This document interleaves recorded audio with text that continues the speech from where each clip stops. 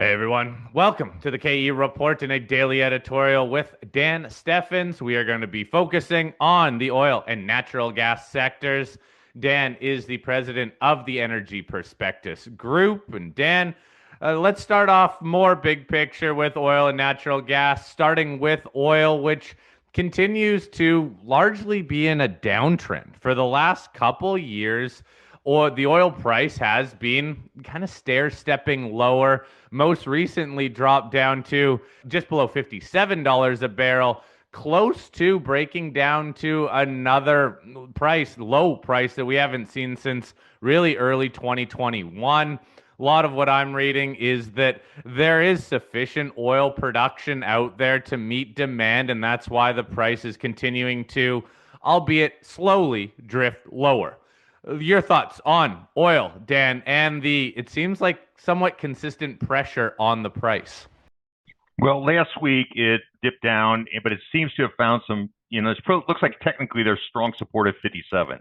So it's bounced off 57, and here we're talking on the 22nd, and it is up about a buck 20 or so today. Hit like 58.60 this morning. So and the reason it's up today, I heard that Trump announced that the U.S. is going to start refilling faster the Strategic Petroleum Reserve. And then also there's supposedly a trade deal with India, which would be a big deal, where India has agreed to at least start reducing their purchases of Russian oil. So get some of that Russian oil off the market. That would tighten it up a little bit. I've seen EIA put out forecasts that oil could drop below 50 and all this. But, IEA and EIA have both been saying literally for months that within a few weeks, we're going to see a big glut of oil.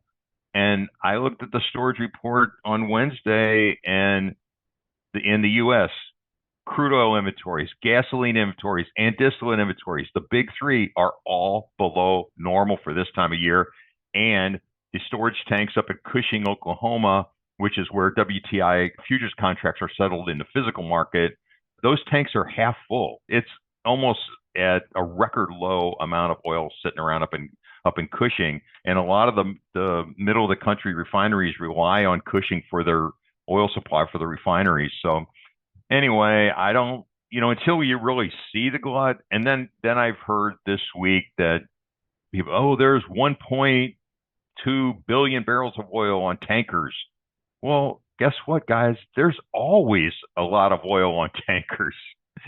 Tankers aren't sitting around empty, completely empty, and suddenly they got a billion barrels on them. So maybe it's up a couple 100,000 barrels or something, even a few million barrels on tankers, but it's not like there's suddenly a billion more barrels on its way to the U.S. market. And I don't know, some of this, there's so many people want low fuel prices in the government and in Wall Street. So like 90% of the people really want low fuel prices. So they're going to talk down the price of oil as long as they can.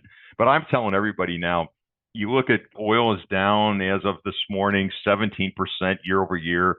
Natural gas is up 47% year over year. And yet some of these companies that I follow that produce a lot of gas, get a lot of their revenues from selling gas, they're down year to date. It doesn't make any sense. So people really need to look at the production mix of each company. Well, Dan, just before we dive down into the companies, sticking with just the macro on oil and nat gas, let's maybe shift over to nat gas. As far as that market, it's got a different driver and a different seasonality factor than the oil markets do. And it seems like a lot of applications that we can get into as well, not just the LNG terminals, not just the seasonality of winter and heating homes, but also the ability to use it in power generation. Parse through natural gas, the demand supply. What's that market looking like? Yeah, well, in the near term, this time of year, obviously October, November, it's always about the weather and the weather forecast make it swing. So the weather forecast has turned more bullish. Now they're saying we're going to get a cold spell in the eastern United States in the first half of November that could significantly reduce the amount of surplus gas in the U.S. And we really don't have that much of a surplus anyway, because they're comparing the surplus to the previous 5 years. Well, the U.S. gas market is like 15, 20 BCF more today than it was 5 years ago when we hardly had any LNG export capacity. And another thing I saw that gas storage in Europe is below normal for this time of the year, running quite a bit below where they were last year. So we're going to have to ramp up LNG exports to maximum capacity here pretty soon. And within a few months, in the first quarter, our LNG export capacity is going to be about 20 BCF per day.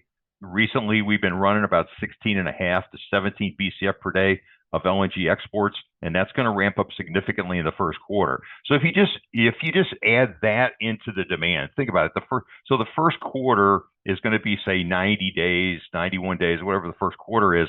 Multiply that by 3 BCF. So there's like 250 BCF more demand in the first quarter than we had last year, just because of the increase in LNG export facilities. Now, we were talking before we went live here on the AI data centers. Literally every report I get on the AI data centers demand for electricity says, number one, they're going to have to build their own power plants because they cannot hook up to the grid. A lot of these big data centers use more electricity than the whole city that's near them. They're building the Stargate one near Abilene, Texas, up in the Texas Panhandle. That facility, when it's completed, is going to need more electricity, much more electricity than the city of Abilene. So they're building their own fairly large natural gas-fired power plant, and that's just one. I see it. There's like 12 or 14 AI data centers planned to be built inside Texas that are going to be built in like West Texas to hook into that cheap natural gas that the Permian Basin produces. It's all associated gas. Those wells are drilled for oil. And basically, the operators will just give their gas away almost just to get rid of it. And you're the same thing, a little bit of that's happening up in Canada. Two of the companies I follow up there, Journey Energy and Pine Cliff Energy, both have got Journey's building their own gas-fired power plants, 2 or 3 of them, that they're going to generate their own electricity for their own use to run their pumps and then sell the excess electricity into the grid. And then Pine Cliff has got a supply contract with an AI data center that is just starting to get constructed. So that's not impacting them right now. But that increased gas demand in the actual gas fields themselves will help alleviate, we've got so much excess gas being produced in the Permian that there's not enough pipeline takeaway capacity. So that might, help the gas prices eventually in the Permian. But I tell our investors, if they want to add more gas to their portfolios, you don't want to do it with Permian companies. They may have a lot of gas reserves, but those gas prices are going to remain 50% or less of what the Henry Hub gas prices are. You want to get the big companies in Appalachia. Some of the Haynesville companies are going to have direct access to the LNG export facilities along the Gulf Coast. So those are the ones you want to add if you want to add more exposure to gas. Yeah, I find this gas argument interesting because, yes, as you said, look, natural gas is up in price from last year, but from the beginning of this year, it's still down. And if anything, it's range bound, trading in a higher range than it did in 2024, but still very much range bound. And I totally get the AI data center power aspect of it. So many of these data centers are being built, and the expectation for how much power they need is astronomical. And it seems like natural gas is the easy and immediate solution to fix that. But then, Dan, as you just said, it turns more into a stock picker's game than playing the broad natural gas market. And even with the exports, again, more of a stock picker's area. So you outlined the areas to be in. Any specific companies that you've seen that are actually focused on powering these data centers that are in the right area that could take advantage of that demand outside of, let's say, a much higher natural gas price? Well, EQT is the largest gas producer that I follow. It's about 98% of its production on a BOE basis comes from natural gas, and pretty much most of it dry gas. The rest, they have some NGL production, but they sell a lot of dry gas. They announced several contracts have been signed with LNG export companies, and they also have pipelines. They own pipelines too, so they can get their access to the big markets. Another one, the one that's trading the most below my valuation, is Antero Resources. That's symbol AR. They have an outstanding marketing team, and they have got contractual obligations to deliver certain volumes into. There's 3 areas in Louisiana And the top one, they call it the tier. It pays premium prices. It pays 15 to 20 cents more per MCF because that's where some of the largest LNG export companies in the world are located in South Louisiana, and they must have steady supply of gas. And you got big pipelines going into that area. Another one I like, the safest one I would say, if you want to really get into a very conservative company, they generate a lot of free cash flows. Range Resources, RRC, and they hold close to 1 million acres of really good leasehold up in Appalachia. That's the Marcellus Shale and Utica Shale, and they were the company that originally approved that you could drill, horizontal wells and fracking them and everything and get economical gas wells up in the Marcellus and the Utica. And they have a lot of the real good acreages held by production. Like they have pads where they have like a 6 or 8 well pad, but they've only drilled 1 or 2 wells off that pad. So they have 4 more locations they could build where those 2 wells that they've drilled hold all the acreage by production. So they don't have lease obligations. So they're very flexible, and they've told the market repeatedly they are absolutely committed to free cash flow, to paying dividends, to buying back their stock, and they're a good one. Now, the Antero does not pay any dividends, but they have a midstream company called Antero Midstream. It's the symbol is AM, and it's one of our picks in our high yield income portfolio. That's very steady, very steady income producer for. But looking at the gas strip today, the thing is, next week, the price you see will be the December 25 NYMEX futures contract. Today, this morning, it was trading at 405. So the U.S. gas price you're going to see in the news starting next week will probably be at or very close to $4. And then the January contract, which will be the front month in December, was trading this morning at $4.32. I think when gas gets firmly above $4, and I expect that to happen by the end of the year, that you're going to see a lot of hedge fund managers that are looking, they're being asked, hey, by their investors, why aren't we investing more in this gas? Why don't we? Then they start rolling money and rotating it into the gas producers, and that's when they'll start getting their really good gas prices. But I'll tell you, at $4 gas, these companies make a ton of money.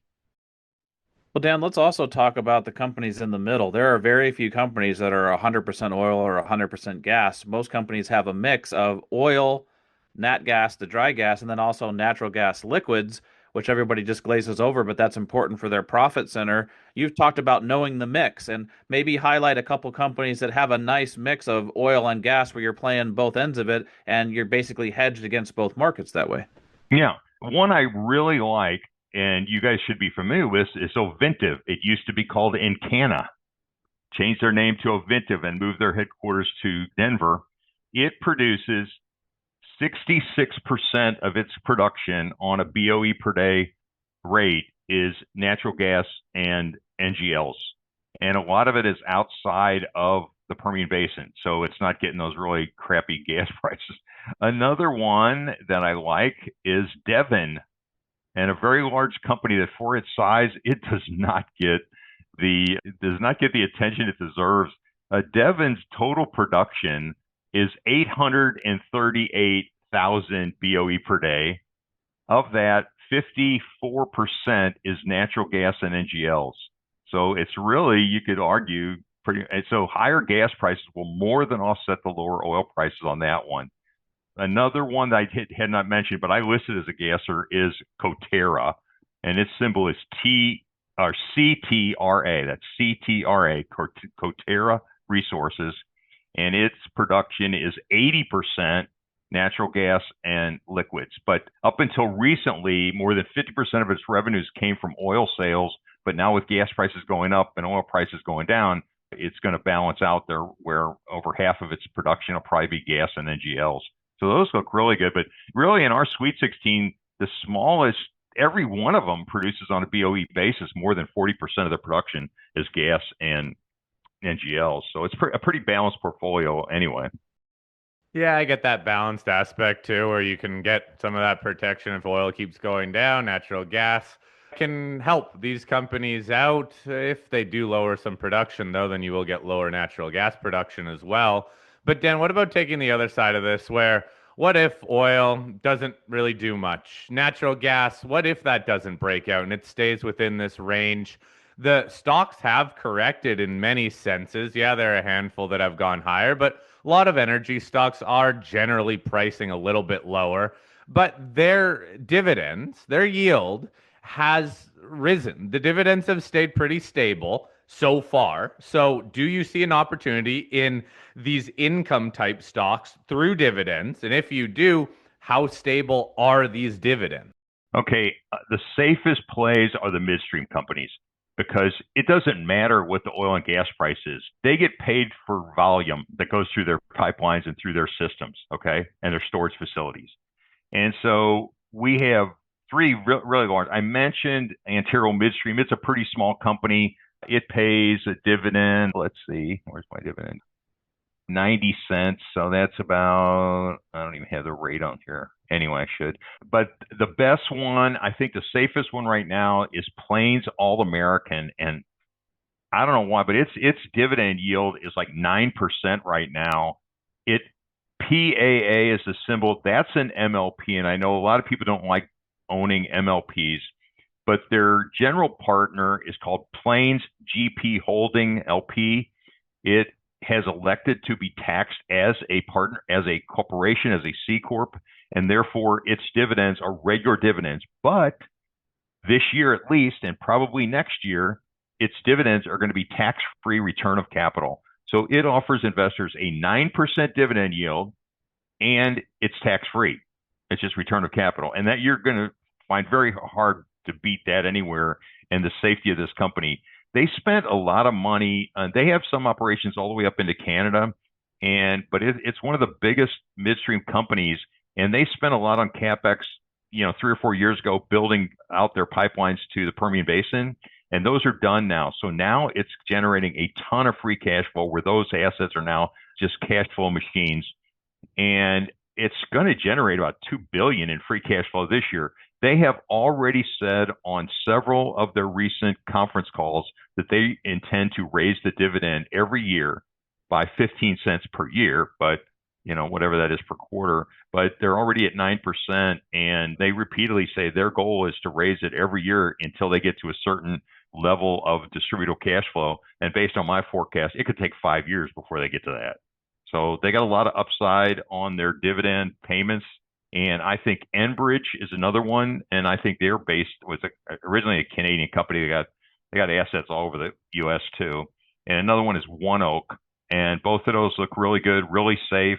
Now their dividends are like 6%, so they're quite a bit lower than Plains. So if you're just looking for dividend yield, Plains is the best one. I think for growth, I think the most upside in the share price is probably One Oak. A very highly respected analyst recently published a report on it, and his price target is $100 a share, and it's trading like in the mid 60s right now. Let me look here real quick. Okay, One Oak is like right at $69 a share. This guy's price target was 100. I'm not quite that high. I'm about 90 on my price valuation for that one. Well, Dan, just a quick question about when we talk about dividends and the stability of that. I think a lot of people look at the spot pricing for oil or for gas, but forget a lot of these companies have hedges in place. Could you talk about the importance of hedging as far as both oil and gas in these companies and the trends you're seeing? Yeah, and several of those Blackstone Minerals, which is an MLP, it is heavily weighted to gas, and it's got a real good hedging program. This is one of the most conservative management teams I've ever seen.